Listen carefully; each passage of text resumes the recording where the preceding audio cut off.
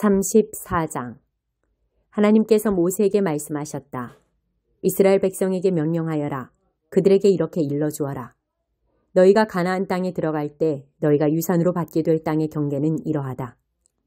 남쪽 경계는 에돔과 맞닿은 신광야 일부를 포함한 사해 동쪽에서 시작되어 전갈 고개를 돌아 신에 이르고 거기서 가데스바네아 남쪽으로 이어지다가 하사라다를 지나 아스몬에 이른다.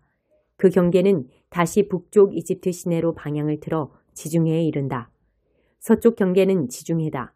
북쪽 경계는 지중해에서 호르산까지 이어지고 또 호르산에서 르보하맛까지 이어져 스닷에 이르고 거기서 시브론으로 이어지다가 하살레난에서 끝난다. 이것이 너희 땅의 북쪽 경계다. 동쪽 경계는 하살레난에서 스밤까지 이어지고 다시 스밤에서 아인 동쪽 리블라까지 갔다가 갈릴리 바다 동쪽 비탈을 끼고 이어진다. 거기서 요단강을 따라 내려가다가 사해에서 끝난다. 이것이 너희 땅의 사방 경계다. 모세가 이스라엘 백성에게 명령했다. 이것이 바로 여러분이 제비를 뽑아 유산으로 나누어 받을 땅입니다. 하나님께서 그 땅을 9지파와 반쪽 지파에게 주라고 명령하셨습니다. 르우벤 지파와 갓 지파와 므낫세 반쪽 지파는 이미 자신들의 유산을 받았습니다. 이 두 지파와 반쪽 지파는 요단 여리고 동쪽 해 뜨는 곳에서 자신들의 유산을 받았습니다. 하나님께서 모세에게 말씀하셨다. 그 땅을 유산으로 나누어 주는 일을 맡은 사람은 제사장 엘르아살과 눈의 아들 여호수아다. 각 지파에서 지도자 한 명씩을 임명하여 그들이 땅을 나누어 주는 일을 돕게 하여라. 너희가 임명할 사람들은 이러하다.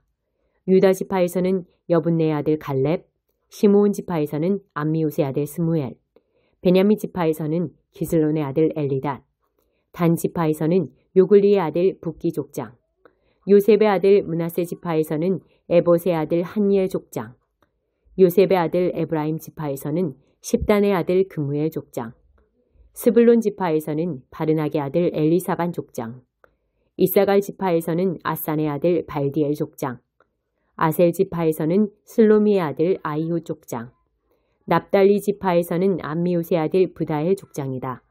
이들은 가나안 땅에서 이스라엘 백성에게 땅을 유산으로 나누어 주도록 하나님께 명령받은 사람들이다.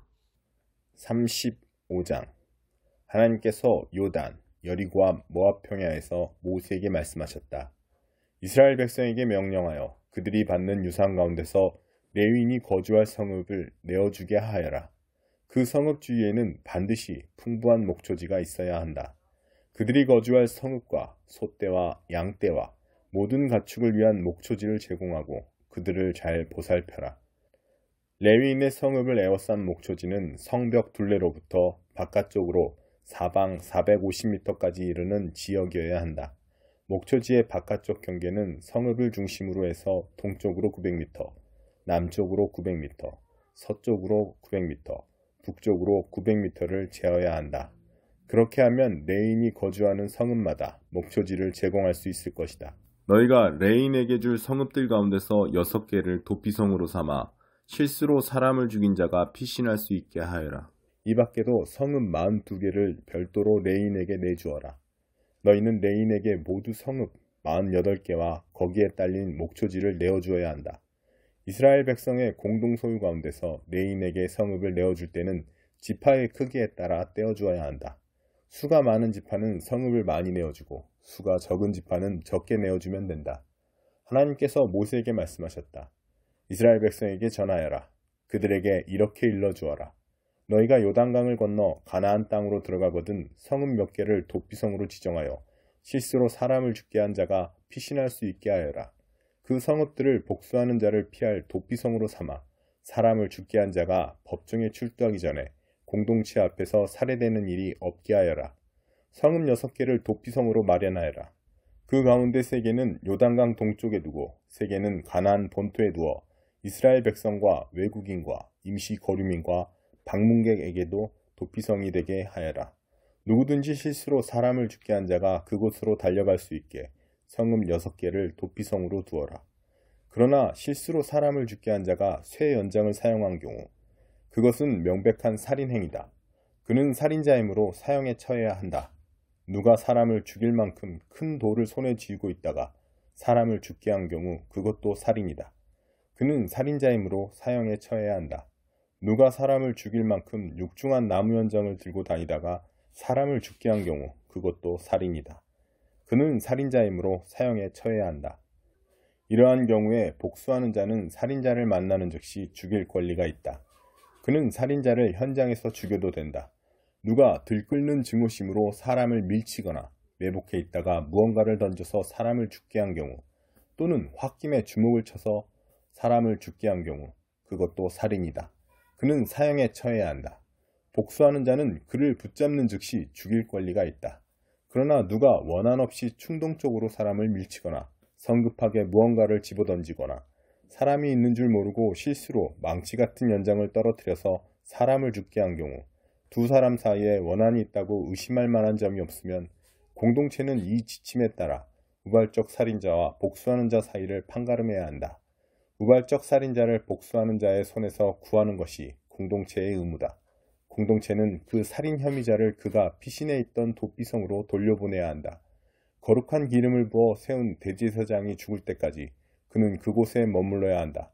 그러나 살인자가 자신이 피신해 있던 도피성을 떠났는데 복수하는 자가 도피성의 경계 밖에 있다가 그를 발견한 경우, 복수하는 자는 그 살인자를 죽일 권리가 있다. 그 복수하는 자에게는 살인죄가 성립되지 않는다. 그러므로 살인자는 대제사장이 죽을 때까지 도피성에 머물러야 한다. 그는 대제사장이 죽은 뒤에야 자기 땅으로 돌아갈 수 있다. 이것은 너희가 어디서 살든지 지금부터 대대로 따라야 할 재판 절차다. 누구든지 사람을 죽인 자는 목격자의 증언이 있어야 처형할 수 있다. 그러나 한 사람의 증언만으로는 살인자를 처형할 수 없다. 뇌물을 받고 살인자의 목숨을 살려주는 일이 없게 하여라. 그는 유죄이므로 사형을 받아 마땅하다. 반드시 그를 처형해야 한다. 도피성의 피신해 있던 자에게 뇌물을 받고 대제사장이 죽기 전에 그를 자기 땅으로 돌려보내어 살게 해주어서는 안 된다. 너희가 사는 땅을 더럽히지 마라. 살인은 땅을 더럽힌다. 살인한 자의 피가 아니고는 그 땅에서 살인의 피를 씻을 수 없다. 너희가 사는 땅을 더럽히지 마라. 나도 그 땅에 살기 때문이다. 나 하나님은 이스라엘 백성이 사는 곳에 같이 살고 있다. 36장. 요셉 자손의 가문 가운데 므낫세의 손자이자 마길의 아들인 길르앗 가문의 우두머리들이 모세와 이스라엘 백성의 지도자들인 각 집안의 우두머리들에게 나왔다. 그들이 말했다. 하나님께서 주인님께 명령하셔서 제비를 뽑아 이스라엘 백성에게 땅을 유산으로 나누어 주라고 하셨을 때 주인님께서는 우리의 형제 슬로브앗의 유산을 그의 딸들에게 넘겨주라는 하나님의 명령도 받으셨습니다. 그런데 그 딸이 이스라엘 백성의 다른 지파 사람에게 시집가면 어떻게 됩니까? 그들이 유산으로 받은 땅이 조상 대대로 이어져 온 우리 지파에서 떨어져 나가 그들이 시집간 지파에 더해질 것입니다. 그러면 이스라엘 백성에게 희년이 찾아와도 그 딸들의 유산은 그들이 시집간 지파의 유산이 되고 말 것입니다. 그들의 땅이 우리 조상의 유산에서 떨어져 나가고 마는 것입니다. 모세가 하나님의 명령에 따라 이스라엘 백성에게 지시했다. 요셉 자손 지파의 말이 옳습니다. 하나님께서 슬로브앗의 딸들에게 내리신 명령은 이러합니다. 자기 조상의 가문 안에서 결혼하는 한 그들은 자기가 선택한 사람과 결혼할 수 있다. 이스라엘 백성이 유산으로 받은 땅이 이 지파에서 저 지파로 넘어가서는 안 된다. 각 지파가 유산으로 받은 땅은 자기 지파에서 관리해야 한다. 지파를 불문하고 땅을 상속받은 딸은 누구나 자기 아버지 지파의 가문에 속한 남자에게만 시집가야 한다. 모든 이스라엘 자손은 유산으로 받은 땅이 자기 조상의 지파 안에 남아있게 해야 한다. 유산으로 받을 땅이 이 지파에서 저 지파로 넘어가서는 안 된다. 이스라엘 백성의 각 지파는 반드시 자기 땅을 굳게 붙들어야 한다. 슬로브앗의 딸들은 하나님께서 모세에게 명령하신 대로 행했다. 슬로브앗의 딸들 곧 말라, 디르사, 호글라, 밀가, 노아는 모두 자기 아버지의 조카인 사촌들과 결혼했다.